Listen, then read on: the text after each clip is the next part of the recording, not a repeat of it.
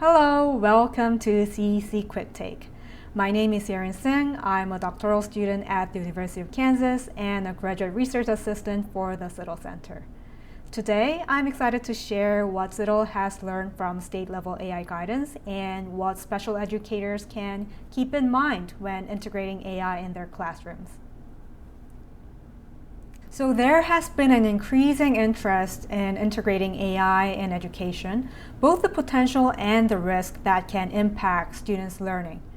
Students with disabilities take up approximately 15% of US K-12 population, so it is very important to address their needs as well.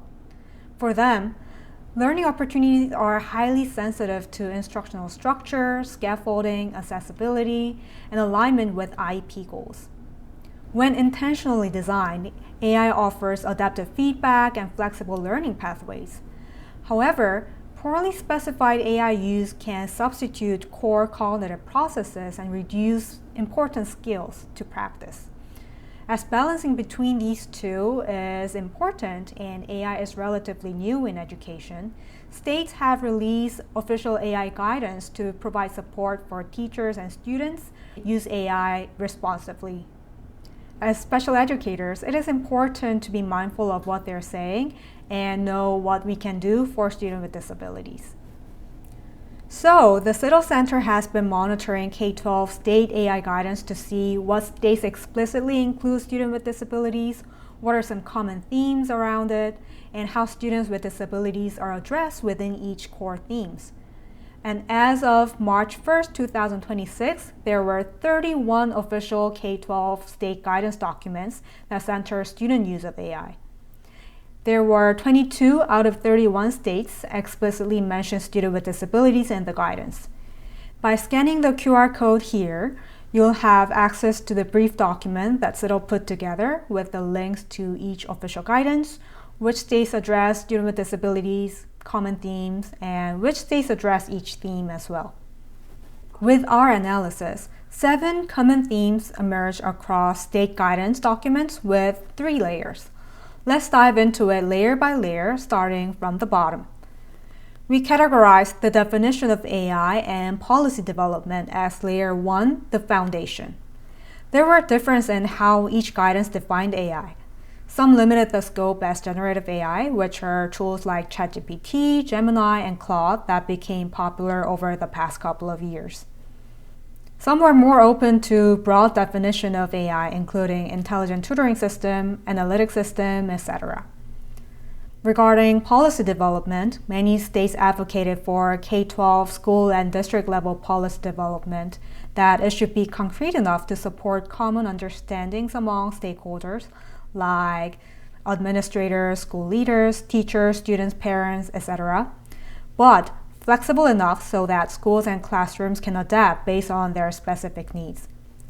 Classroom-level policy development are to set the expectations of how students are supposed to use AI for homeworks, learning, and all the instructional settings. We classified ethical use, the need for training and support, and potential risk as layer 2, the operational constraints. About ethical use, it is important to always keep human in the loop when teachers and students use AI, to start the task with human input, go through iterative refinement, and make the final decision. Academic integrity while using AI was also highly emphasized. Since AI responds to human based on the data as input, it is crucial to keep an eye on privacy and security, be aware of what data you are putting in. Many states connected this with other data policies such as FERPA, COPA, and SIPA. Training and support for both teachers and students are highly necessary, and AI literacy was noted as an important skill to navigate this. In addition, while implementing AI in educational settings, we should be mindful of inaccuracy and bias of AI, and that over-reliance can undermine learning instead of enhancing it. What we like to reach with the AI integration are these layer 3, the instructional output. The huge goal of AI integration is to provide personalized learning experience to all students with real-time feedback and scaffolding. Also, it has many other potential benefits like enhancing 4C skills such as creative thinking, critical thinking, collaboration, and communication. Accessibility is also a huge theme. AI can also make tasks more efficient, especially for teachers, bringing more time to do important stuff like interacting with students. So these are the common themes. And here we overlay the explicit inclusion of students with disabilities onto the core themes. Dark green is the theme that students with disabilities were explicitly addressed. Light green were partially addressed. White are neutral and implicit. And oranges are those that can be more addressed and require more attention. And not surprisingly, there was a pattern. Students with disabilities are more recognized in instructional support contexts, but largely absent from the broader system and structures that govern AI integration. Let's dive into specifics from the top this time. Students with disabilities appear most often in discussions of accessibility and personalization. Several states highlighted personalized learning not only for all learners, but with a particular focus for students with disabilities. The personalized nature of AI has a lot to offer for them who require individualized instructions. Some states align this with federal policies such as IDEA and Section 504. When it comes to accessibility, states highlighted AI-powered tools like text-to-speech, speech-to-text, transcription, and predictive text to support sensory, physical, and executive function needs for students with disabilities. Within ethical use, equal access was addressed because using these tools can potentially provide equal access to education for students with disabilities.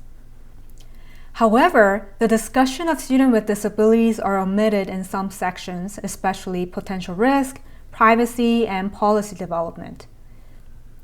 AI output can include inaccurate and biased information towards students with disabilities and in general. If we don't consider students with disabilities in risk mitigation, we may overlook how algorithmic bias specifically impacts diverse learners or how data privacy concerns are heightened for students we serve.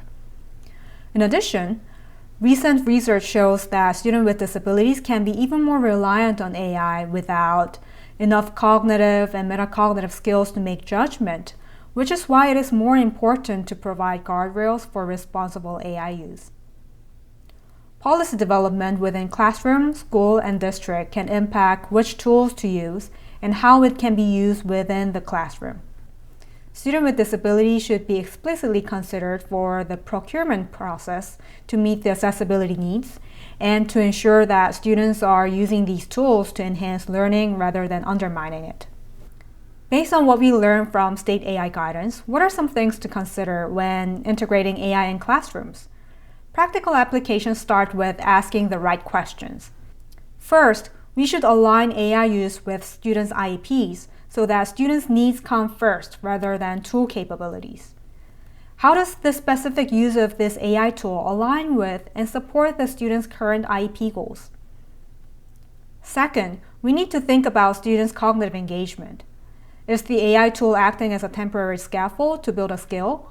Or is it permanently substituting a core academic process the students need to practice? This is an important question to balance the accessibility and engagement in learning. Third is AI literacy. How are we teaching the student to critically evaluate AI outputs for inaccuracy or hallucination, empowering them as a decision maker? AI literacy is not only about technical understandings of the tools on how it works and that AI can make mistakes, but also about helping students use AI responsibly in ways to support their learning and daily life rather than replacing their judgment. So here's an example of how it can be taken into action in classrooms. In this scenario, we have a 5th grade student with a specific learning disability in reading comprehension. The instructional goal is identifying the main idea and supporting details from grade-level informational text. The student's IEP goal similarly focuses on identifying the main idea and supporting details with a graphic organizer. Before completing the assignment, the students ask ChatGPT to summarize the chapter. This may seem like a positive use of AI because a summary can help reduce barriers and improve access to the content, right? But as special educators, we might pause and ask a few additional questions. First, does this AI use align with the instructional and IEP goals? If the goal is understanding the content, the summary may be helpful. But if the goal is practicing how to identify the main idea and supporting details, the summary may be doing the part of cognitive work the students expected to learn. Second, is AI functioning as a scaffold or replacing a skill the student needs to practice?